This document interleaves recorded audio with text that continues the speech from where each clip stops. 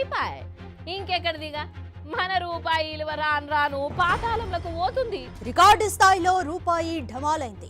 American డాలర్తో పోల్చినప్పుడు భారతదేశ రూపాయి విలువ అంతకంతకు వేగంగా తగ్గుతోంది. రూపాయి విలువ అత్యంత కనిష్టానికి పడిపోయింది. గతంలో ఎన్నడూ లేనంతగా విదేశీ మారక ద్రవ్య మార్కెట్లో డాలర్తో రూపాయి 80ని దాటింది.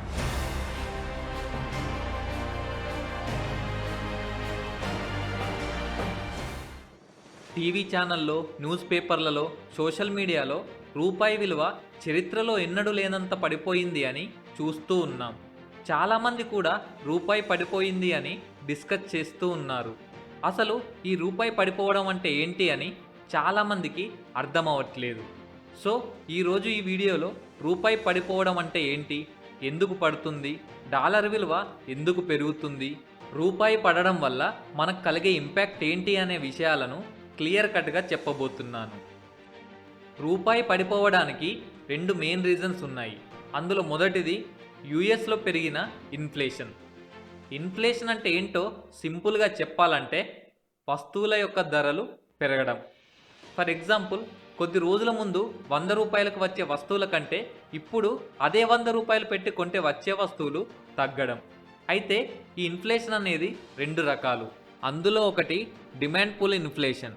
ఎకానమీ కంట్రోల్లో ఉండడానికి డిమాండ్ సప్లై అనేది ఈక్వల్గా ఉండాలి. డిమాండ్ కంటే సప్లై అనేది తక్కువ ఉంటే అప్పుడు ఈ డిమాండ్ పుల్ ఇన్ఫ్లేషన్ అనేది వస్తుంది. ఇంకొంచెం క్లియర్గా చెప్పాలంటే ఒక మొబైల్ 5,000కు తయారు చేస్తున్నారు అనుకుందాం. ఆ మొబైల్కు చాలా డిమాండ్ ఉంది. జనాలు చాలామంది ఎగబడి మరీ బుక్ చేసుకున్నారు. కానీ ఆ మొబైల్ కంపెనీ డిమాండ్కు తగ్గట్లు మొబైల్స్ని సప్లై చేయలేకపోతుంది. సో అప్పుడు కంపెనీ వాళ్ళు ఏం చేస్తారంటే 5,000 ఉన్న మొబైల్ ప్రైస్ని 2,000 పెంచి 7,000 చేస్తారు.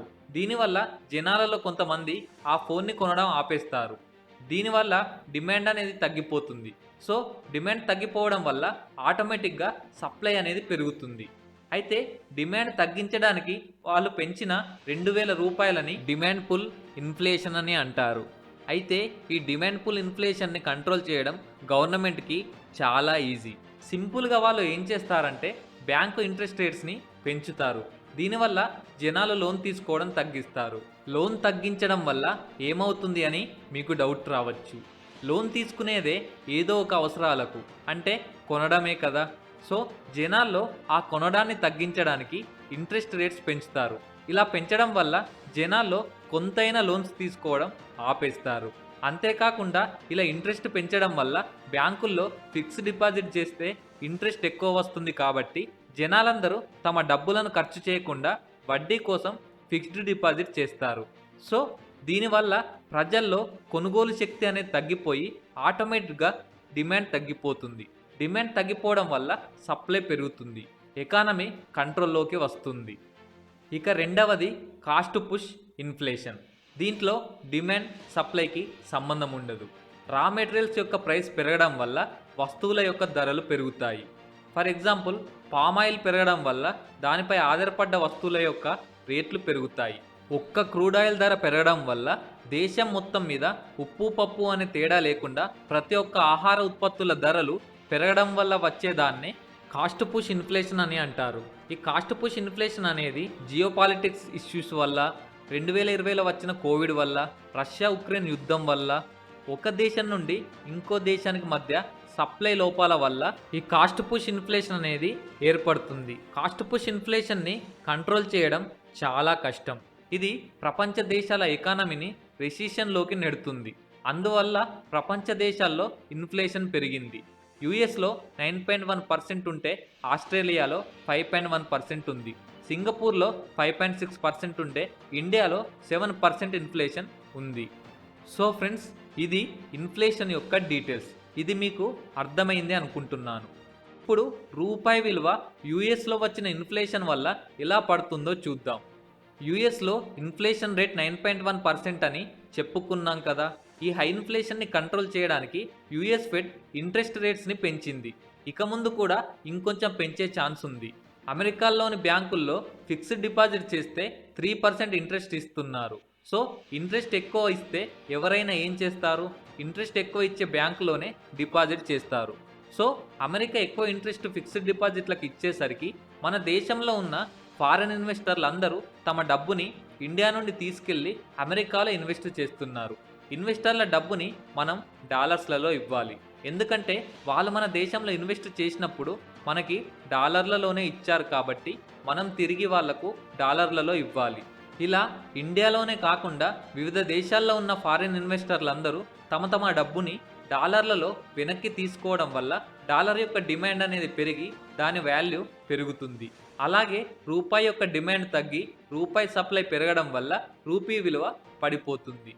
సింపుల్గా చెప్పాలంటే ప్రపంచంలో ఏ వస్తువుకైనా డిమాండ్ అనేది పెరిగి సప్లై అనేది తగ్గితే దాని విలువ పెరుగుతుంది. అలాగే సప్లై పెరిగి డిమాండ్ తగ్గితే దాని విలువ పడిపోతుంది. సో ఫారిన్ ఇన్వెస్టర్లందరూ తమ డబ్బులను రిటర్న్ తీసుకోవడం వల్ల డాలర్ యొక్క డిమాండ్ పెరిగింది.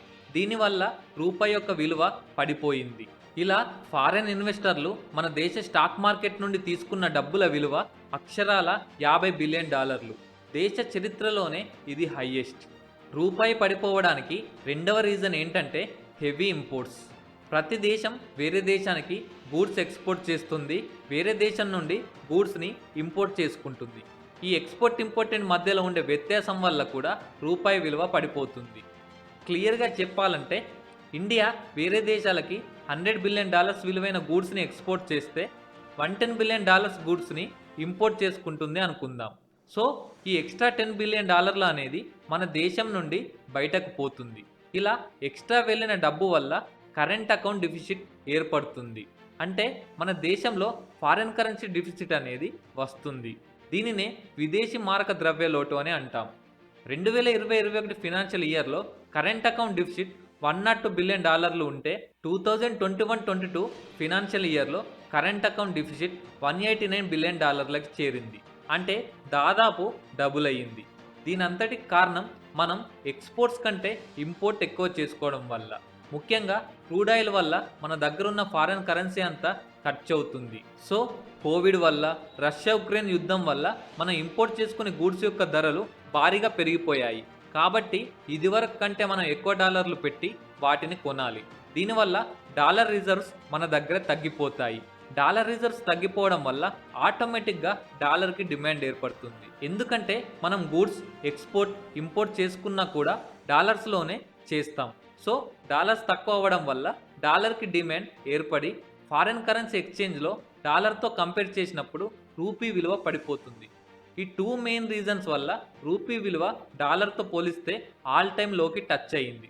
ప్రస్తుతం $1 ఈక్వల్ టు 80 రూపీస్ ఉంది. అయితే ఇలా రూపాయి విలువ తగ్గడం వల్ల ఏవైతే మనం ఇంపోర్ట్ చేసుకుంటున్నామో వాటిని గవర్నమెంట్ ఎక్కువ ధరకు పెట్టి కొనాల్సి వస్తుంది.